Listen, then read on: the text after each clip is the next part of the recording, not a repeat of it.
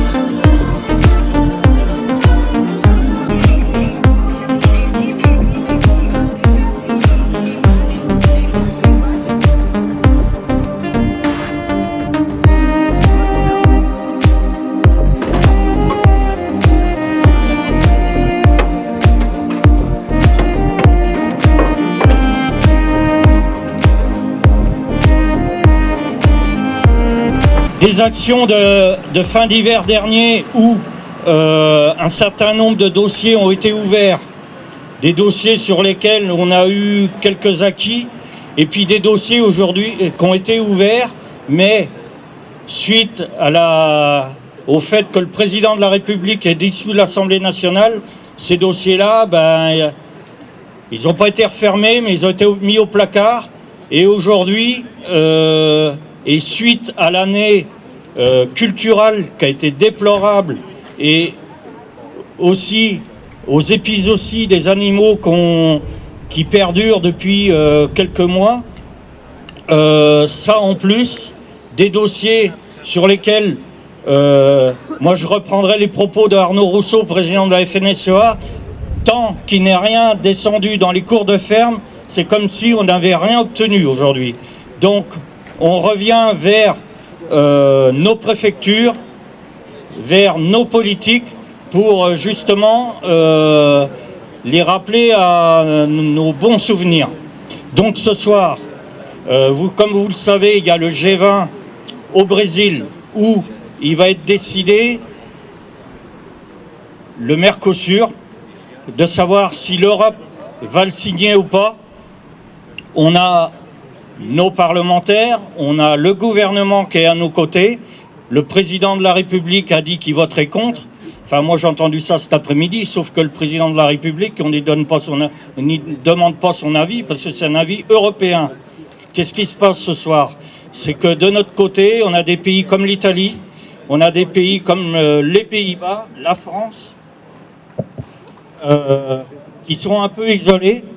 Et face à ça, on a l'Allemagne, l'Espagne, qui ont un intérêt à signer ce traité pour pouvoir vendre des machines-outils et des voitures.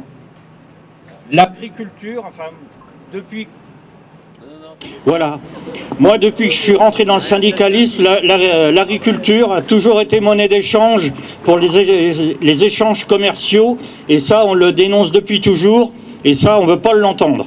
Demain, si ce traité est signé, on fait rentrer des denrées alimentaires, des produits animaux, des produits végétaux qui sont produits avec des normes complètement différentes des nôtres. Et ça, c'est pas entendable, on l'accepte pas, c'est même pas négociable. Le souci qu'on a en France, c'est qu'on a l'agriculture la plus durable au monde, et ça peut devenir un problème, justement, vis-à-vis de nos concitoyens, puisque en apportant ces produits-là avec des normes différentes, avec des antibiotiques qu'on n'utilise plus dans l'alimentation animale, avec des produits phytosanitaires au niveau des cultures qu'on n'a plus le droit d'utiliser depuis 30 ans, le consommateur, devant ça, pour celui qui achète au moins cher, ou la restauration hors domicile, justement, consomme ces produits-là. Et ça, aujourd'hui, on est dans un pays où l'agriculture ne produit plus que 50% de l'alimentation de nos concitoyens et on va accentuer ce phénomène-là. 50%, plus de 50% pour la volaille. Nous sommes à 25% pour la viande bovine.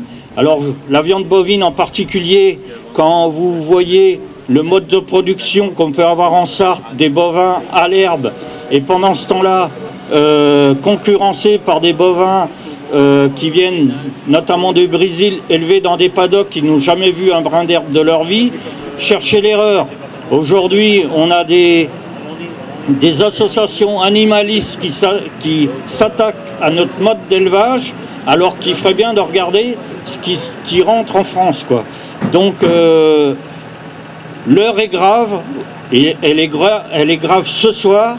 Je ne sais pas si le président de la République va pouvoir activer ce droit de veto qu'il peut avoir avec d'autres pays, mais on verra bien demain. Mais si on est là ce soir, c'est pour dire à monsieur le préfet, qui soit notre porte-parole, que c'est signé un arrêt de mort pour l'agriculture française et pour l'agriculture la plus durable au monde. Voilà, donc ça c'est le premier sujet qu'on va évoquer ce soir. Et puis, il y a d'autres sujets. Alors moi, je laisserai la parole aux jeunes agriculteurs, puisque les actions syndicales vont être crantées en plusieurs parties. On a les moyens de production, on a la vivabilité du métier, et puis demain, suite à une année déplorable, il y a un certain nombre de choses qu'on va demander au gouvernement, notamment des prêts de trésorerie, puisque les trésoreries sont aujourd'hui exsangues dans les exploitations. On a besoin d'un coup de pouce pour passer le cap suite à cette année déplorable. Voilà, moi, c'est ce que j'avais à dire. Donc, bonsoir à tous. Merci d'être présents ce soir en force pour démarrer ces actions syndicales de l'année de l'hiver 2024-25. Tout d'abord, merci à vous. Oui, aujourd'hui, on est là pour le Mercosur. Bon, je ne vais pas refaire tout ce que Dominique vous a dit, mais pour nous, pour les jeunes, ce n'est pas un message envers l'agriculture.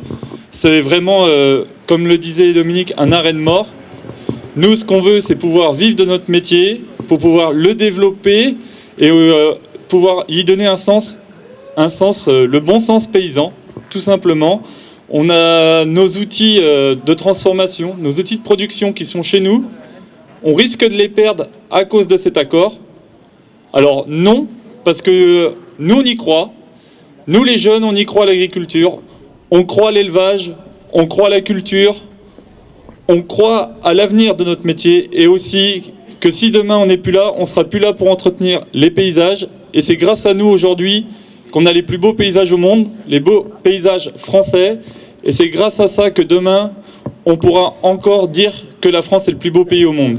Mais si Monsieur le Président accepte cet accord, eh ben, on sera pas spécialement fiers de notre pays à cause de ça, parce qu'aujourd'hui, plus d'élevage en France, ça sera qu'un monde tout plat, plein de céréales, et je pense que c'est pas ça qu'on veut chez nous, en tout cas pas en Sarthe. C'est pas ce qu'on veut. Aujourd'hui, on peut être fiers de nos filières, on peut être fiers de notre filière volaille, de nos filières lait, nos filières bovines, nos filières de céréales, et si cet accord est signé, on risque de tout perdre, et nous on veut pas.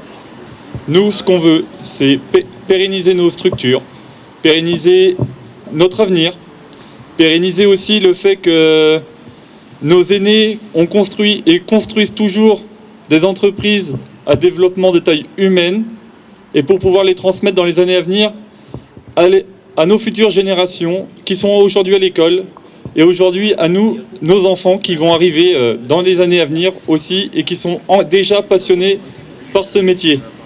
Donc voilà, on est là, on va faire du bruit pour qu'on soit entendu et pour pas que cet accord soit signé au niveau français. Voilà pour moi, et merci à vous encore une fois d'être là.